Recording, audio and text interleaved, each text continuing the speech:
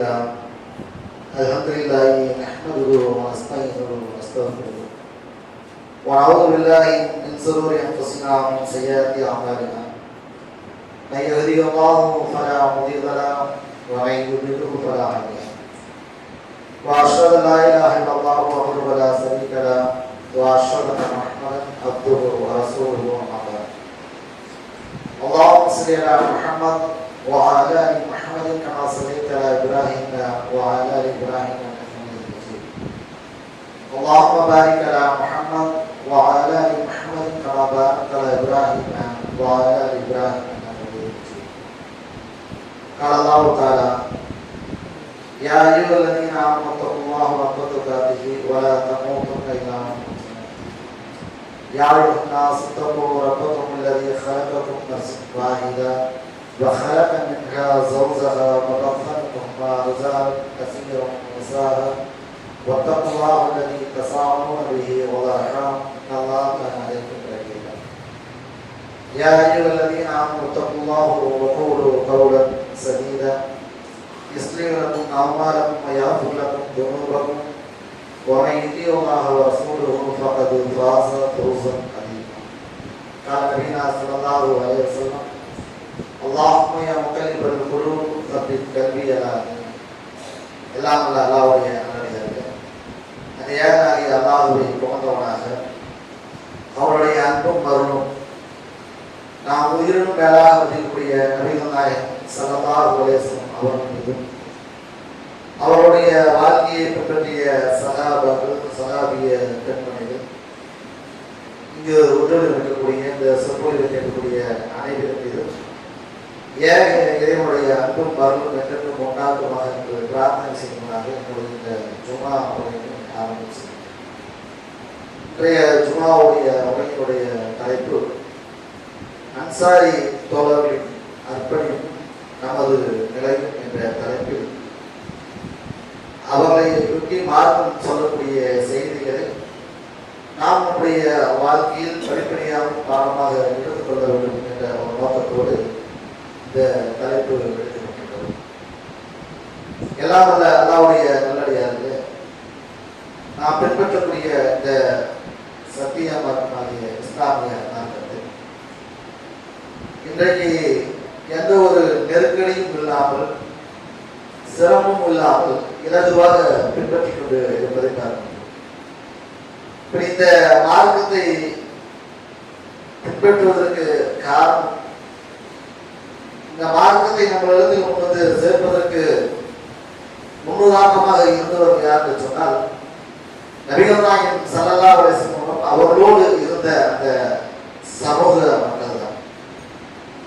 அவருடைய உழைப்பு, தியாகம், அர்ப்பணிப்பு என்பது சொல்லி மாறாத அளவுக்கு இந்த மார்க்கத்திற்காக இருந்தது என்பதை திருமறை குர்ஆனுடைய வசனங்களும் நபிகள் நாயகம் ஸல்லல்லாஹு அலைஹி வஸல்லம் அந்த போதனைகளை படித்து பார்த்தோம் என்று சொன்னால் படிக்கக்கூடியவருடைய அந்த கண்களிலிருந்து கண்ணீர் வரக்கூடிய அளவுக்கு உண்டான ஒரு நிலையில் அவருடைய அந்த நபித்தோழருடைய வாழ்க்கை. அதிலும் குறிப்பாக சொல்ல வேண்டும் என்று சொன்னால் அன்சாரி தோழர் என்று சொல்லக்கூடியவர் மதீனாவில் வாழ்ந்த ஹஜ்ரத் அவுஸ் என்று சொல்லக்கூடிய இரண்டு கோத்தினர் தான் இந்த அன்சாரி தோழர்.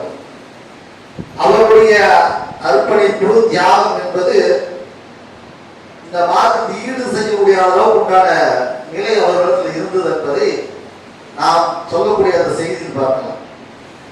நீங்க நம்முடைய நடைமுறை வாழ்க்கையில் உலகத்துடைய அந்த கண்ணோட்டத்தில் பல்வேறுபட்ட நாடுகளிலிருந்து அழித்து துரத்தப்படக்கூடிய மக்களை அவர்கள் தாங்கள் வாழக்கூடிய பகுதியில் வாழ முடியாத ஒரு சூழல் வரப்பொழுது அந்த நாட்டை விட்டு வெளியேறக்கூடிய ஒரு நிலை ஏற்படுவது பார்க்கும். இது போர்க்காலங்களில் நடைபெறும். சில நேரங்களில் அந்த நாட்டில் உள்நாட்டு கலவரங்கள் ஏற்படும் பொழுது புலம்பெயர்ந்து போகக்கூடிய அந்த நிலை என்பது இயல்பாக நடப்பதை பார்க்கிறோம். அவருடைய நாடுகளிலிருந்து புலம்பெயர்ந்து வேறு நாடுகளுக்கோ மற்ற இடங்களுக்கோ செல்லும் பொழுது அந்த மக்களுடைய நிலை எப்படி இருக்கு சொன்னால், மக்களை எப்படி நடத்துவார்களோ அது மாதிரியான நிலையில் தான் அந்த மக்கள் நடத்தப்படக்கூடியவர்களாக இருப்பதை பார்க்கும். அகதியில் என்று சொல்லுவார். தங்களுடைய நாட்டை விட்டு பிழைப்பதற்கு முடியல, உயிரை பாதுகாத்துக்க முடியாது, நம்முடைய உடைமைகள் எதுவும் இல்லாவிட்டாலும் கூட நம்முடைய உயிர்களையும் நம்முடைய பிள்ளைகளையும் பாதுகாத்துக்க வேண்டும் என்பதற்காக வேண்டி செல்லக்கூடிய அந்த மக்களுக்கு செல்லக்கூடிய ஒரு சுதந்திரமோ உரிமைகளோ அவர்கள் அன்றாட வாழக்கூடிய அந்த வாழ்வாதாரத்தை திரட்டக்கூடிய ஒரு சூழலோ இருக்கிறதா என்றால் அது மாதிரியான நிலை இருக்காது என்பதை வரலாற்றுடைய நிகழ்வுகள், உலக வரலாற்றில் அகதிகளுடைய அந்த நிகழ்வுகளை படித்து பார்த்திருந்தால் தெரிஞ்சிருக்கு என்று சொன்னால் அதை நாம் பார்க்கணும்னா நம்ம கண்ணீர் விட்டுருவோம். அவ்வளவு ஒரு நிலை இருக்கிறத பார்க்கணும். இந்த பாலஸ்தீனிலிருந்து பல்வேறுபட்ட மக்கள் அடித்து துரத்தப்படக்கூடிய சூழல் ஏற்படும் போதுதான் அண்டை நாடு சிலதான் நின்று சொன்னால் அவர்களை அரவணைக்கக்கூடிய ஒரு நிலை இல்லாமல் இருந்த பார்க்கணும். ஒரு இந்த ஐலாந்து என்று சொல்லக்கூடிய சிரமம் கடற்கரையில் சரிதா நிலையில் மரணத்தை தெரிவித்து உலகமே ஒழுங்கியது. ஏன்னா அந்த மக்களை அரவணைக்கக்கூடிய ஒன்றை யாரும் அவருக்கு கொடுக்கவில்லை. அப்ப இது மாதிரியான நிலையில் அகதிகளாக போகக்கூடியவர்களுக்கு இதுதான் ஏற்படும் என்பதை வரலாறு நமக்கு சொல்லி தருவதை பார்க்கிறோம். ஆனால் உலக வரலாற்றிலே இது இன்றைக்கு வரையும் ஒரு சமூகம் தன்னுடைய தேசத்தை விட்டு எல்லாத்தையும் இழந்து பொருளாதாரத்தையும் தங்கிய இல்லங்களையும் எல்லாத்தையும் இழந்து தங்களுக்கு உடுத்திய ஆடையோடு மக்காவிலிருந்து மதீனாவிற்கு பயணம் செய்து வருகின்றார்கள். மஹாஜிர்கள் என்று சொல்லக்கூடிய தோழர், அந்த தோழர்கள் நிராகரிகளாக மக்கா மதீனாவிற்கு செல்லக்கூடிய நேரத்தில் அவரை அன்போடு அரவணைத்து அவர்களுக்கு என்ன தேவைகள் என்பதை பார்த்து உபசரிக்கக்கூடிய நிலைகளில் இருந்தவர்கள் யார் என்று சொன்னால் இந்த அன்சாரி தோழர்கள் தான். அகதிகளுடைய ஒட்டுமொத்த வாழ்க்கை நிலையில இவர்கள் அகதி என்று சொல்லக்கூடிய அன்சாரிகளாக முஹாஜிர்களாக வந்த அந்த தோழர்களுக்கு இவர்கள் செய்த அந்த தியாகத்தை உலக வரலாற்றில் அகதிகளுக்கு யாரும் செய்திருக்க மாட்டார்கள். அவ்வளவு பெரிய தியாகத்தை அந்த மக்களுக்கு செய்தார். நம்மளால கூட அந்த இது வராது. நம்ம இது வருமா? வட மாநிலத்திலிருந்து வந்தவர்களே ஒரு கண்ணோட்டத்தோடு பார்த்தோம். நம்முடைய தேசம் நம்முடைய நாட்டிலிருந்து வந்தவர்கள் பட்டம் பிழைப்பதற்காக வர வருமானத்துக்காக இங்க வந்து வாழக்கூடிய நேரத்தில் கூட அவர்களுக்கு சரியான மரியாதை நம்ம கொடுக்கலாமா? ஒரு கண்ணியமாக அவர்களை அரவணைக்கக்கூடிய போக்கு நம்மளிடத்தில் இருக்கிறதா? எல்லாம் கிடையாது. அநாகரிகத்தனமான வார்த்தை, அடாவடித்தனம், எல்லை மீறி போகக்கூடிய நிலைகளை இருப்பது பார்த்துட்டோம். ஒரு நாட்டில் பொருளாதாரத்தை சம்பாதிப்பதற்காக தன்னுடைய ஊர்ல இருந்து தன்னுடைய மாநிலத்திலிருந்து இன்னொரு மாநிலத்தில் வரவருக்கு இந்த நிலை எப்படி சொன்னால் எல்லாத்தையும் இழந்து நீ திருப்பி போகிறது என்பது சாத்தியமா இல்லையா என்ற ஒரு நிலை தெரியாத நிலையில் வரக்கூடிய அந்த மக்களை அரவணைத்து அவர்கள் உதவி செய்திருக்காங்க சொன்னால் நினைத்து பார்ப்பார். அதனால்தான் அரசர்கள் அவர்கள் சொல்லி கேட்டார். அவருடைய வயதான காலத்தில் பள்ளிவாசல் உட்கார்ந்தார்கள் சொன்னால் மக்கள் அவர்கள் கூடியவர் சொன்னா ஆரம்ப காலத்தில் நடந்த சம்பவங்களை கேட்பார். அப்படி கேட்கும் பொழுது ஒரு அன்றைக்கு இந்த ஒருவர் கைலான ஜரீர் என்று சொல்லக்கூடிய ஒரு அறிஞர் அரசு கேட்கிறாங்க, சனாபி அவர்களே நீங்க அந்த வாழக்கூடிய நேர காலத்தில் எப்படி இருந்து கேட்கும் பொழுது அவர் ஒரு வார்த்தை கேட்கிறார், உங்களுக்கு அன்சார் என்று பெயர் வைத்தாரு, இது நீங்களாக வைத்துக் கொண்டதா அல்லது அல்லாஹ் உங்களுக்கு அந்த பெயரை சூட்டினானா என்று கேட்கிறார். அப்ப அரசு சொல்றாங்க, அல்லாஹ் தான் உங்களுக்கு அந்த பெயரை சூட்டினான்.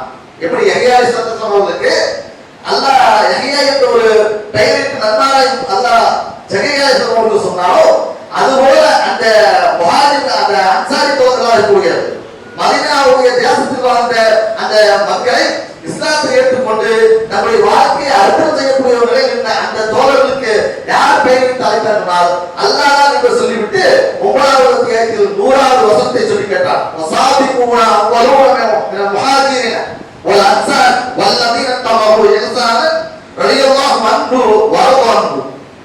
ஹிஜ்ரத் செய்தவர்களும் அன்சாரியும் முந்தி சென்ற முதலாளர்களும் யார் நல்ல விஷயங்களை பின்தொடர்கிறார்களோ அவர்களை அல்லாஹ் பொருத்தி கொண்டார் என்று அன்சார் முஹாஜிர் ரெண்டு பேருக்கும் அல்லாஹ் பெயர் சொல்கிறார்.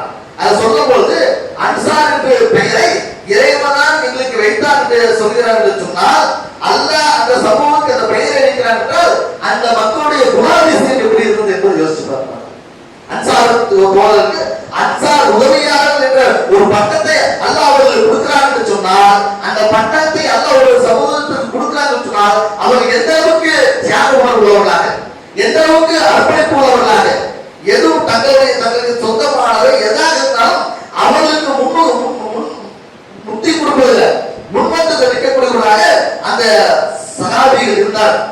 அதனாலதான் அல்லாஹ் என்ன பண்ணான்னு சொன்னால் அவர்களை அன்சார் என்று அல்லாஹ் பெயரிட்டு சொல்லக்கூடியவராக இருப்பது பார்க்கிறோம். அந்த செய்திகளுடைய அவர் அந்த சொல்லுக்கு இலக்கணமாக வாழ்ந்தார். எந்த அளவுக்கு அப்படின்னு சொன்னால், மதீனா மக்காவில் இருந்து ஹிஜ்ரத் செய்து வந்த அன்சாரி தோழர் நபிகள் நாயகம் ஸல்லல்லாஹு அலைஹி வஸல்லம் அவர்கள் ஒவ்வொருத்தரும் என்ன பண்ணான்னு சொன்னால் சகோதர கொள்கை சகோதரர் இஹ்வானாக கொள்கை சகோதரர்களாக அல்லாஹ்வுடைய தூதர் இணைத்தார்கள். எதற்காக வேண்டி? இவர் எல்லாத்தையும் இழந்து வந்திருக்கிறார். நீங்கள் மதீனாவுடைய தேசத்தில் சொந்த வீட்டோடு நிலவரங்களோடு பொருளாதாரத்தை பெருக்கக்கூடிய நிலையில் இருக்கின்றீர்கள். அப்ப அவர்களோட விட்டுட்டு பார்த்தோம்னு சொன்னால் நீங்கள் இவரை விட உயர்ந்த ஒரு நிலையில் இருக்கிறீங்க என்ற அடிப்படையில் சில சகாபாக்களை சகோதரர்களாக ஏற்படுத்தினார். அப்படி ஏற்படுத்தக்கூடிய நேரத்தில் அவர் அப்துல்லாஹ் என்று சொல்லக்கூடிய ஒரு நபித்தோழருக்கு சாதி ரபியோ என்று சொல்லக்கூடிய நபித்தோழரை சகோதரராக ஏற்றிருக்கிறார். இவர் உங்களுடைய கொள்கை சகோதரர்.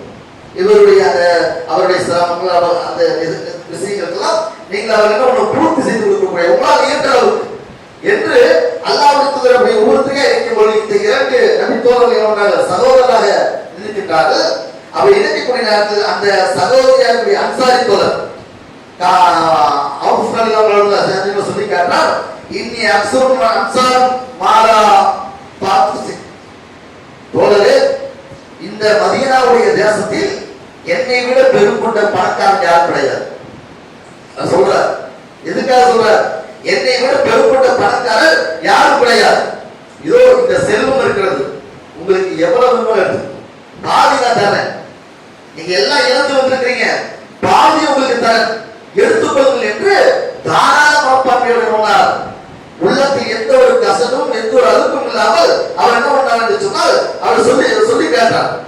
அப்போ அவங்க எல்லாம் சொல்லி கேட்டாங்க. அதே போல மனைவி, இரு மனைவிகள் இருந்தால் தலாக்கு பண்ணிட மாட்டோம், அவருடைய இந்த காலத்தாக முடிஞ்சு அவங்க திருமணம் செய்யக்கூடிய சூழ்நிலை ஏற்படுத்தி தரோம் அப்படின்னா அது நடக்கல. ஆனா அது போல ஏற்படுத்த அந்த அளவுக்கு முன்வந்தாரு. அப்போ அவங்க சொன்னாங்க, கால பாரதமாகும்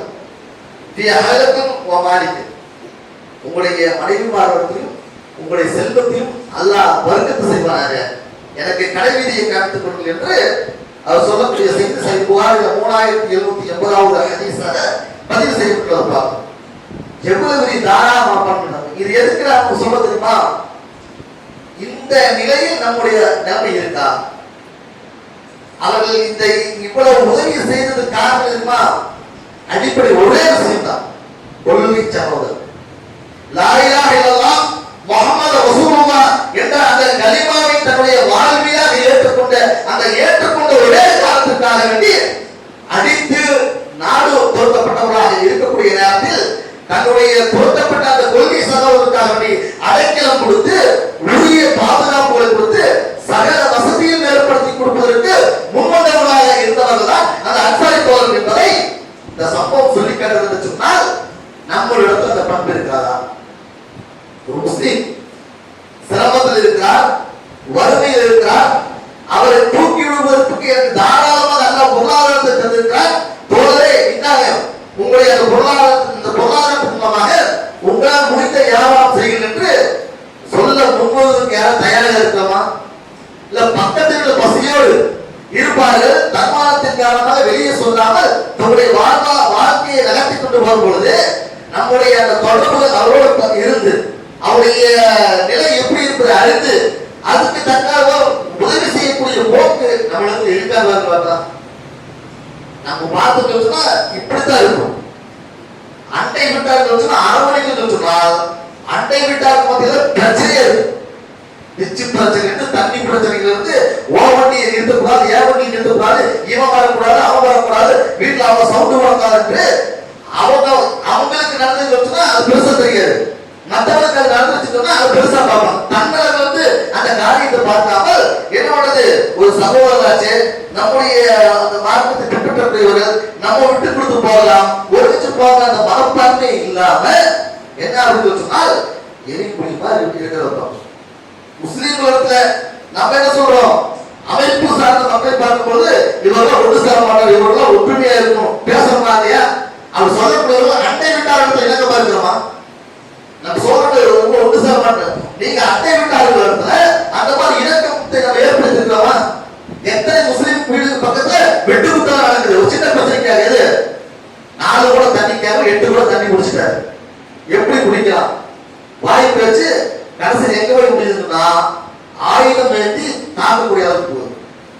நபிசல்லாஹு சொன்ன சுன்னாவை புறக்கணிக்கக்கூடிய ஒரு முஸ்லீமுக்கு எதிராக ஆயுதம் ஏந்தக்கூடாது என்று அல்லாஹ்வுடைய தூதர் சொன்னார். இருக்க ஒரு சின்ன அற்பமான பிரச்சனைகளுக்கெல்லாம் அடிதடியில இறங்கி போலீஸ் கேஸ் ஆகி அவனே காரி துப்பக்கூடிய அளவுக்கு என்ன மாதிரி ஒரு சமூகம். சின்ன ஒரு பிரச்சனை சொன்னா கத்தி தூக்கிட்டு வந்தாராம். எவ்வளவு கேவலமான ஒரு இந்த சமூகத்தை கொண்டு போய் இந்த வச்சிருக்கோம் நம்ம. நாம அது காரணம். அப்ப இந்த அன்சாரி தொழில் இவரை பற்றி அந்த வரலாறு படிக்கிறோம், அவருடைய செய்தியை படிக்கிறோம்னா நமக்கு என்ன பெருப்படி இருக்கணும்? சக முஸ்லீம்கள் சிரமத்தில் இருக்கிறார்கள், கஷ்டத்தில் இருக்கிறார்கள் சொன்னால் நம்மளால் இயன்ற உதவி செய்யக்கூடிய அந்த போக்கு நம்மளுக்கு இருக்கிறதை இவருடைய வாழ்க்கையை சொல்லி காட்டுவதற்காக. இன்னும் அதே ஒரு சம்பவம் நபிகள் நாயகம் ஸல்லல்லாஹு அலைஹி வஸல்லம் அந்த காலத்துல என்ன பண்ணாங்கன்னு சொன்னால் பஹ்ரைன்ல இருந்து ஒரு கனிமத்து பொருள் வருது. அப்ப அந்த கனிமத்து பொருள் வந்து ரசூலுல்லாஹி ஸல்லல்லாஹு எல்லாம் அழைக்கிறாங்க, கொடுத்துருக்காங்க. அப்படி கொடுக்க அழைக்கும் பொழுது அன்சாரி தோழமை அழைக்கும் பொழுது அன்சாரி தோழர் சொன்னாங்க, ஃபதாவுலா இல்லான் துக்தியும் யஸ்வாலினா மினல் முஹாஜிரீன மிஸ்லா. அல்லாஹ்வுடைய தூதரே, நீங்க இந்த கனிமத்து பொருள் தண்ணி இந்த கலெக்டர் யாரு? அங்க முஹாஜிரும் அன்சாரியும் தான் இருந்தாங்க. இருவரை அழைத்து கொடுக்கும் பொழுது அந்த முஹாஜிர் சகோதரர் சொன்ன வார்த்தை தெரியுமா? நம்மளா நினைவுவோம், நம்ம சம்பந்தம் இருக்கோம் எல்லாம் இருக்கு அப்படின்னு நினைவுவோம். ஓசை ஏதாச்சும் கொடுத்தா அடுத்தவருக்கு நமக்கு தேவைதான் இருந்தாலும் கஷ்டம் வாங்குவோம். பசியா இருக்கா, சிரமமா இருக்கானே, நம்ம நல்லா இருக்குமே, விட்டு கொடுப்போம், கொடுப்போம். இந்த போக்குறாரு இந்த அன்சாரி தோழர் என்ன சொல்றாங்க சொன்னா, அல்லாஹ்வுடைய தூதர் அந்த கனிமத்து பொருளை எங்களுடைய முஹாஜிர் சகோதரருக்கு கொடுத்த பிறகு எங்களுக்கு பண்ணணும், அவங்களுக்கு கொடுக்காமல என்ன பண்ணாதீங்க, எங்களுக்கு கொடுக்காதீங்க, நாங்க வாங்க மாட்டோம் என்று பிடிவாதமா இருக்கிறார். நம்ம இருப்போமா? இது எவ்வளவு பெரிய இது கற்பனை செய்ய முடியுமா? நினைச்சு பாருங்க. நம்ம இலவசம் என்று சொன்னாலே என்ன பண்ணுவோம்? காலையில் 5 மணிக்கு போய் நின்றுவோம். நமக்கு அது தேவையில்லாமல் கூட ஓசல கிடைக்குது அப்படின்னு அந்த நபித்தோழர்கள் அந்த தங்களுக்கு கிடைத்தும் கூட என்ன சொல்றது சொன்னா, அவங்களுக்கு முதல்ல அவர்கள் சூழ்நிலையை பார்த்து சொன்னா சிரமத்திற்கு முடிவாக இருக்கிறார்கள். அவர்களுக்கு கொடுத்து விட்டு எங்களுக்கு கொடுங்க அல்லாஹ்வுடைய குதிரை என்று சொல்லிவிட்டு நிற்கிறார்.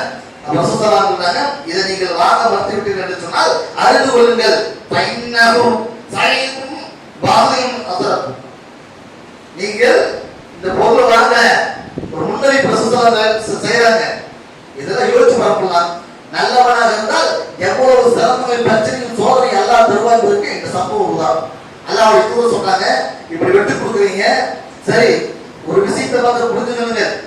இந்த மாதிரி நீங்க நிலையில இருந்து சொன்னால் எனக்கு பின்னாடி ஆட்சி அதிகாரத்தை வந்து உங்களை விட அடுத்தவர்களை முன்னுரிமைக்கு என்ன கொண்டு வருவாங்க.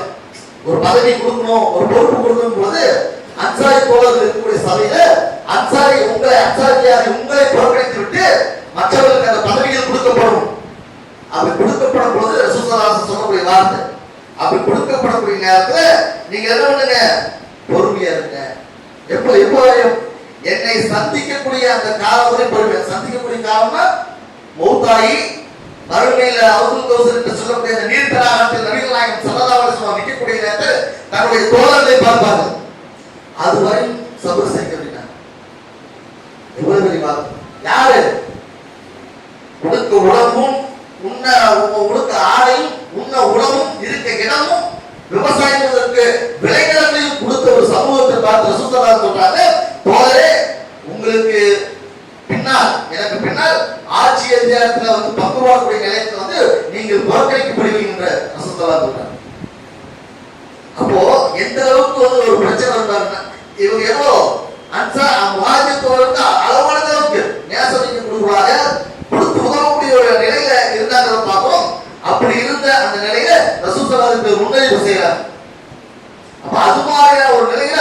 சகாபாவுடைய நிலைமை இருந்துங்கிறதை இந்த செய்தி சொல்லி காட்டுகிறது சொன்னால் அன்சாரி தோழருடைய அந்த அர்ப்பணிப்பு எந்த அளவுக்கு இருந்திருக்குங்கிறதுக்கு இது ஒரு ஆதாரமாக இருப்பதை பார்க்கிறோம். அதே போல அவருடைய வாழ்க்கையில் இந்த மார்க்கத்திற்கு என்று சொல்ற பொழுது தங்களுடைய அந்த முஹாஜிர்கள் அன்சாரி தோழர் எண்ணிக்கையில் பெருமளவாக அந்த தியாக உணர்வுல உள்ள தோழர்களாக அன்சாரி தோழர்கள் இருந்தார். பத்ருடைய போர்க்களம் நடப்பதற்கு முன்னாடி ஆலோசனை பண்றாங்க. கொஞ்சம் சப்பா உட்காரு, பின்னாடி வரக்கூடிய நடப்பு. பத்ருடைய அந்த போர்க்களம் ஆரம்ப அந்த சூழல்ல எல்லா இடத்துக்கும் ஆலோசனை கேட்கிறாங்க. ரசூல் ஸல்லல்லாஹு அலைஹி வஸல்லம் அபூபக்கர் ஆலோசனை அபூபக்கர் அவங்கள்ட்ட பார்க்கும் பொழுது அபூபக்கர் ஆலோசனை சொல்றாங்க. ரசூல் ஸல்லல்லாஹு கண்டுக்க மாட்டேங்கிறாங்க. ஏன்னா அவங்களை பற்றி தெரியும். அபூபக்கர் அவங்களை பற்றி சொல்ல வேண்டியது கிடையாது. இந்த உம்மத்து ஒரு உற்சாகத்தில் இருக்கக்கூடிய ஒரு சிறந்த ஒரு நபித்துவம். அவருடைய கருத்து அல்லாஹ்வுடைய தூதர் கேட்க அடுத்த உமர் எல்லாம் சொல்றாங்க. அப்பொழுது என்ன சொன்னால் அவருடைய கருத்து கேட்க அந்த சபையில முஹாஜிர் தோழரும் அன்சாரி தோழரும் இருக்கிறார்கள். பதில் போருக்கு போகணும். அப்ப மக்கள் அந்த போர்க்களத்துக்கு படை திரட்டிட்டு போகும் பொழுது ஆளுடைய அந்த எண்ணிக்கை வந்து ரசூல் ஸல்லல்லாஹு அலைஹி வஸல்லம் விட்டு விட்டு மௌனமாக இருக்காங்க.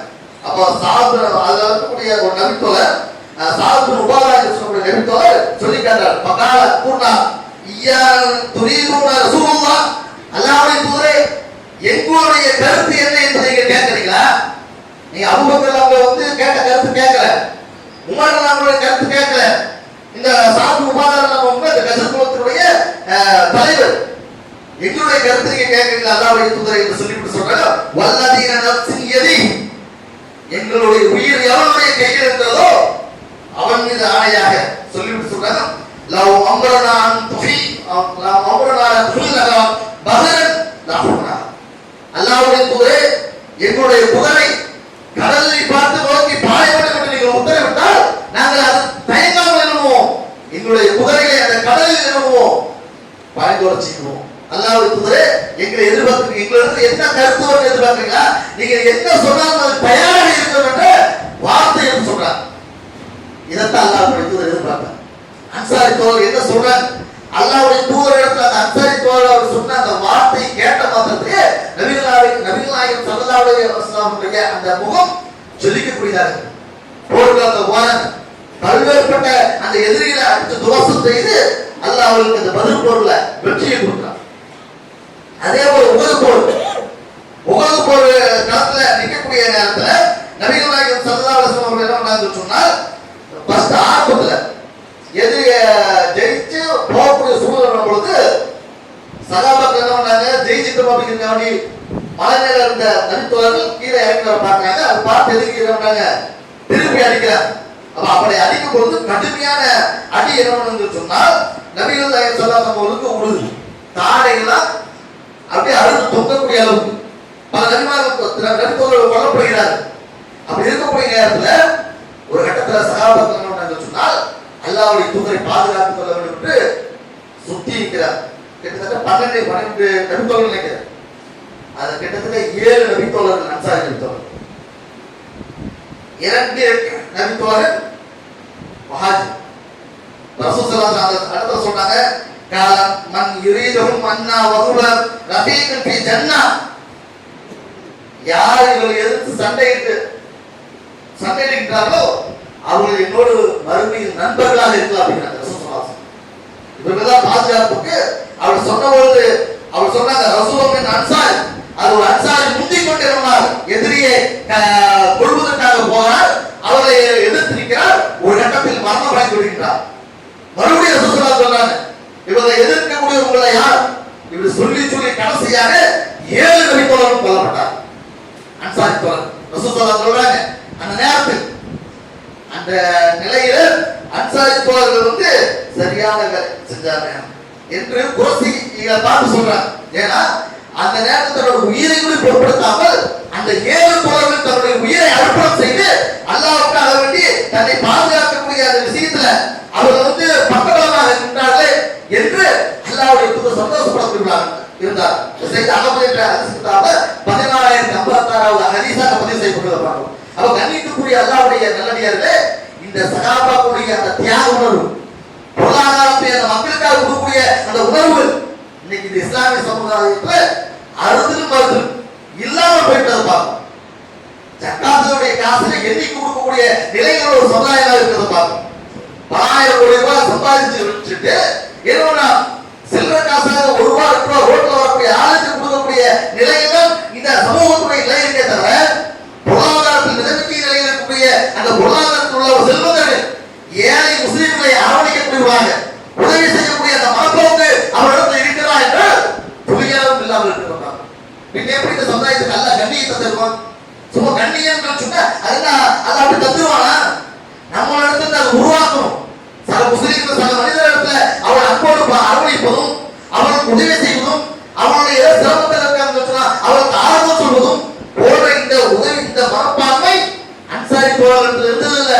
அந்த நிலை அப்படி இருந்த காலத்தினால்தான் அன்பு வாழ்ந்துவான் அவர்கள் அல்லாவை பொருத்திக் கொண்டார்கள், அல்லாவும் அவர்களை பொருத்திக் கொண்டார்கள் என்று சொல்லக்கூடிய ஒரு கண்ணியமான ஒரு நிலைக்கு இன்றைக்கு வரைக்கும் ஏன் கியாம நாள் வரையும் இந்த சஹாபாக்களுடைய வாழ்க்கை பற்றி சொல்லக்கூடிய அளவுக்கு ஒரு சிறப்பை அந்த சமூகத்துக்கு அல்லாஹ் கொடுத்திருக்கிறார் என்று சொன்னால் கொடுப்பதற்கு காரணம் அவர் கண்ணியத்தோடு அவர் இருந்தது காரணம் இந்த மார்க்கத்தை உள்ளபடி தன்னுடைய வாழ்க்கையில் செயல்படுத்தக்கூடியவராக இருந்தார்.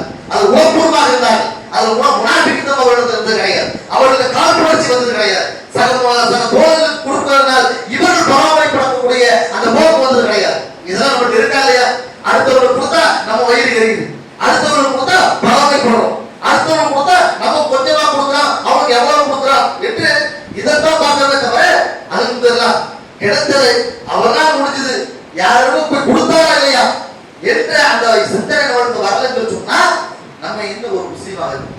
நம்மளோட எங்க அந்த போக்கு இந்த அன்சாரி தோழர்களுக்கு அந்த பண்பு நம்மளோட எங்க இருக்கு என்பதை கவனத்தில் கொண்டு அதை நம்முடைய வாழ்க்கையில் கடைபிடிக்கக்கூடியவர்களாக இருக்க வேண்டும் என்று கூறி என்னுடைய முதல் உரையை முடித்துக் கொள்கிறேன்.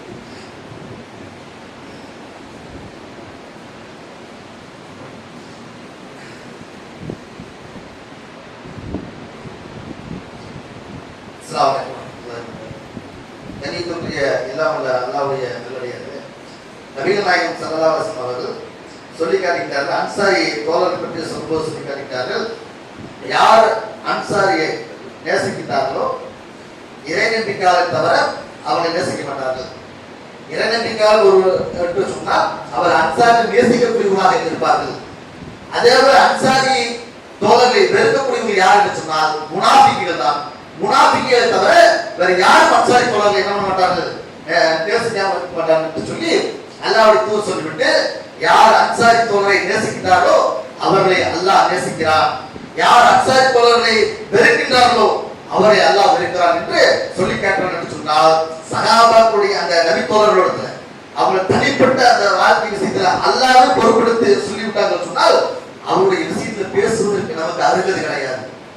ஏன் அவர்களோடு ஒப்பிட்டு பார்த்துட்டு நம்மள அவருடைய அந்த கால தூச சமமாகும்.